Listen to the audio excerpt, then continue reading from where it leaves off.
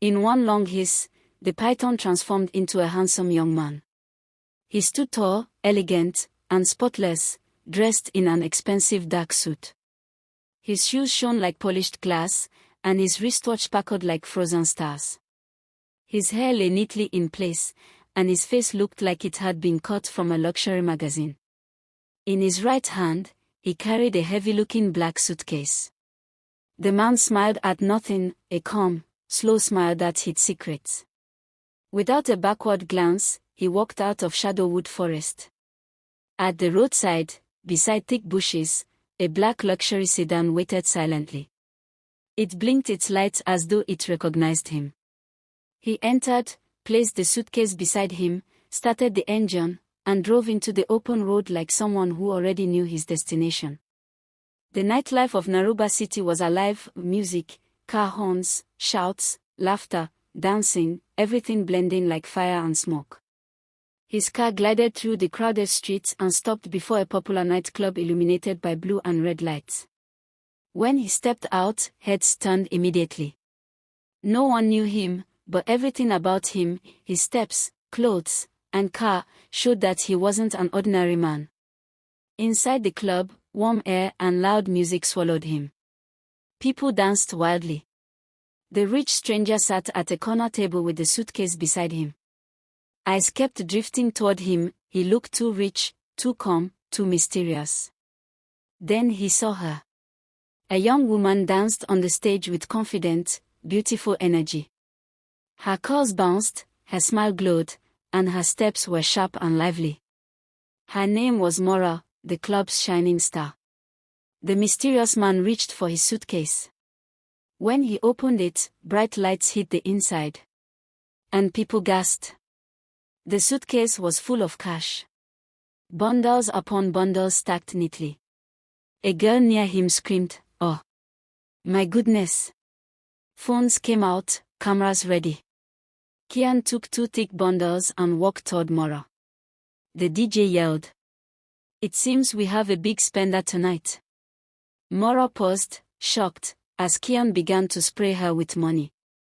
Notes flew like leaves in a storm. People screamed, phones recorded, chaos erupted. Mora couldn't stop smiling. When he finally returned to his seat, calm as ever, Mora ran after him, breathless. "I haven't seen you here before," she said. The man smiled gently. "My name is Kian." Before anyone could guess his intentions, he asked, "Will you marry me?" Mora nearly choked. "We just met. You don't even know me." "It doesn't matter," he replied. "Some things are meant to be." He opened a small box. Inside was a diamond ring, shining like captured sunlight. People shrieked. Phones pointed. Mora, stunned, accepted. "Yes, I will marry you." The club roared with excitement. After leaving the club, Kian returned to Shadowwood Forest. At the moment his feet touched the ground, his body twisted. His suit fell off. His form cracked open. And he turned back into a giant golden python. He crawled into the darkness, the suitcase vanishing with him. Something deep inside the forest shifted, awakening. Mora ran home in Odemora district, trembling with excitement. She showed her friends, Leah and Ada, the diamond ring and bundles of money. They were stunned, confused, and worried. Ada whispered, "This is too sudden. Who is this man? Where is he from?" Mora and Leah shouted at her to stop worrying. But Ada's heart was uneasy. The next night, the golden python transformed again into Kian. He wore another expensive suit, this time with golden touches. He drove to the nightclub where Mora and her friends waited. Mora ran into his arms, shocked by his icy cold skin. "Why are you so cold?" she asked. "The air conditioner," he said smoothly. Ada felt the same chilling cold through their handshake. Something wasn't right. Inside the club, people begged him to spray money again. Kian remained calm and quiet. Then he said to Mora, "I want to visit your parents tomorrow. Everyone screamed with excitement except Ada, whose fear deepened. But someone else was watching. In the shadows. Ronin, Mora's ex-boyfriend, burning with jealousy. Kian drove Mora and her friends through a wealthy part of Naruba City. He stopped in front of a beautiful duplex house. "I bought this house," he said. "And it is in your name, Mora." Mora screamed, hugging him wildly. Ada whispered with fear, "This is too fast, too strange." But Mora didn't care. Yet Kian's smile hid something dark. The wedding. A week later, Mora's wedding day arrived. It was grand, colorful, full of luxury. But one thing was strange. No member of Kian's family came.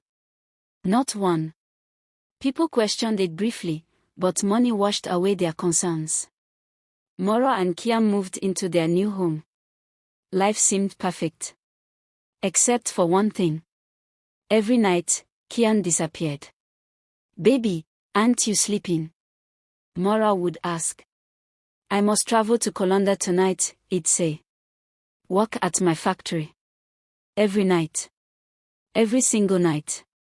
Mora didn't question how he traveled to a distant country and returned before morning. But the truth? He wasn't going to Kolanda. He was returning to Shadowwood Forest. To transform. One night, around 11 p.m., Mora was doing her skincare routine in the bathroom. She lifted the mirror and froze. Behind her, reflected clearly, stood Kian. But from the waist down, he had a long golden python tail, moving slowly. The mirror dropped. She turned around. And he looked completely normal again. "Mora, are you okay?" he asked. Terrified, she stammered, I saw something in the mirror." His smile dropped. His eyes sharpened. "It was your imagination," he said calmly.